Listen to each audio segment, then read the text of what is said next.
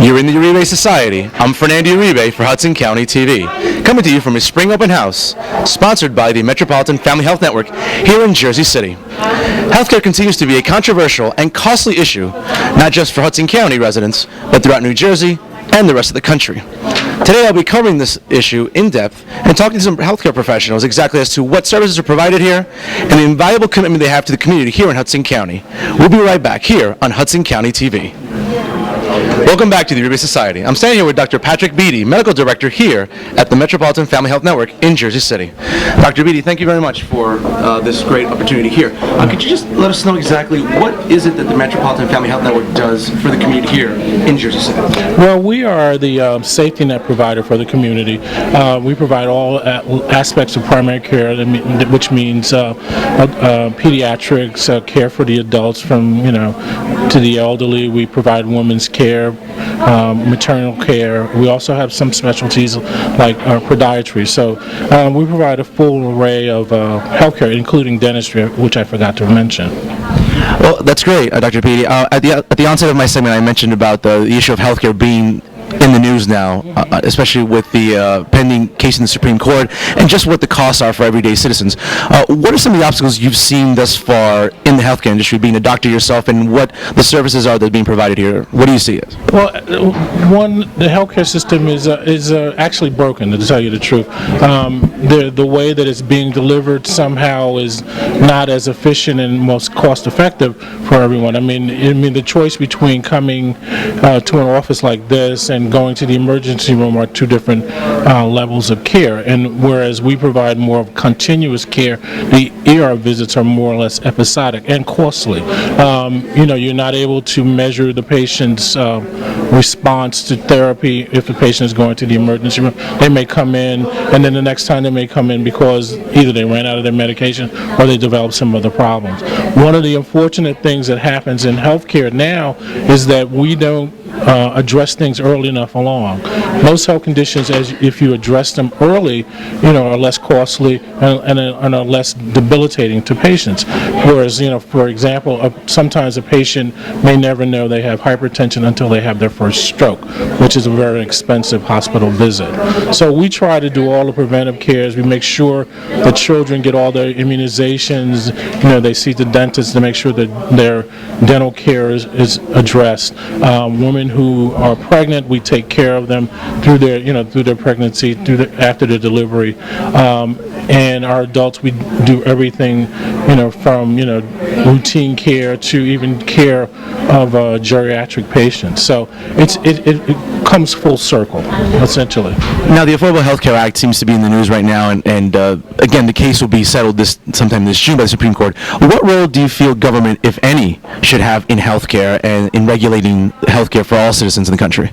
I think it's a very important, I think the government does have an important place in it. I mean, if you understand the statistics of the number of people who are uninsured in this country, or which translates to patients who do not get access to care because of financial reasons, or just the proximity of having a doctor in your neighborhood is a big issue. I think it's important that the government help these patients, help children who do not have insurance, help patients or children who already have pre-existing conditions to be able to be insured. It's a very costly service for, say, a child that has some type of special disease.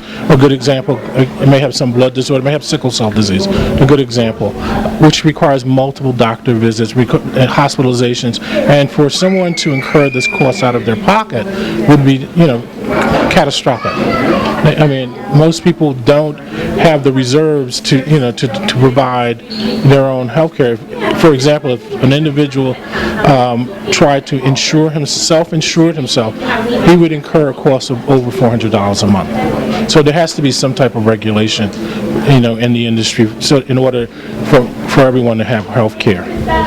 Well, Dr. Beatty, again, you provide a great service here. Do you mind just telling our viewers again what days you're open and what hours, so at least the viewers here watching this episode can at least have access to more information? Okay, great. We're open 6 days a week. We're open late on 3 nights a week. We're open Monday, Tuesday, and Thursday until like 7 o'clock at night. We're open on Saturdays until 1:30 in the afternoon. We have continuous 24-hour coverage just in case a patient calls during the middle of the night. We have doctors who are on call who basically handle these problems. So we try to prevent patients from using the emergency room and making better decisions for them. And what plans are accepted here at the Metropolitan Family Health Network? Just about everyone you can think of. What exactly do you do here for the Metropolitan Family Health Network? I'm the Quality Assurance Coordinator here for Metropolitan Family Health Network, and basically I help to monitor patient satisfaction and the clinical quality measures that are allotted through us, through Joint Commission, because we are Joint Commission accredited, and just basically all regulatory and standardized things. Ken. As I mentioned at the start of my broadcast, the Affordable Health Care Act is under some scrutiny now on a national level. What role, if any, does government or should government play in healthcare providing? Well, it's just really important to understand that federally qualified health centers are here to provide primary care services to the health system in America. And what that does is it keeps patients out of the emergency department. The emergency department is the costliest form of health care to provide in the country, and that's what's brought us to the place where we are today. So if we can get the patients healthy from a primary care standpoint, then they won't be in the hospital. What would you say has been the most rewarding aspect of working for the Metropolitan Family Health Network? Definitely when we do the programs outside, when we get to meet people and they ask us, I didn't know if I didn't have health insurance I could go to the doctor. A lot of people don't know that even when they don't have health insurance, they can still get care. We even have dental care that we just opened a few months ago. So having people to understand that the fact that if they don't have money or if they don't have health insurance, they can still get the care that they need. Welcome back.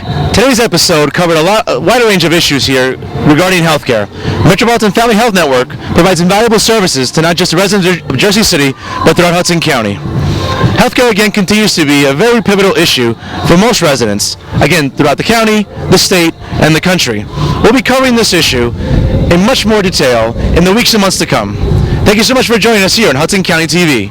For the Uribe Society, I'm Fernando Uribe. Make sure you check out Hudson County TV on HudsonCountyTV.com.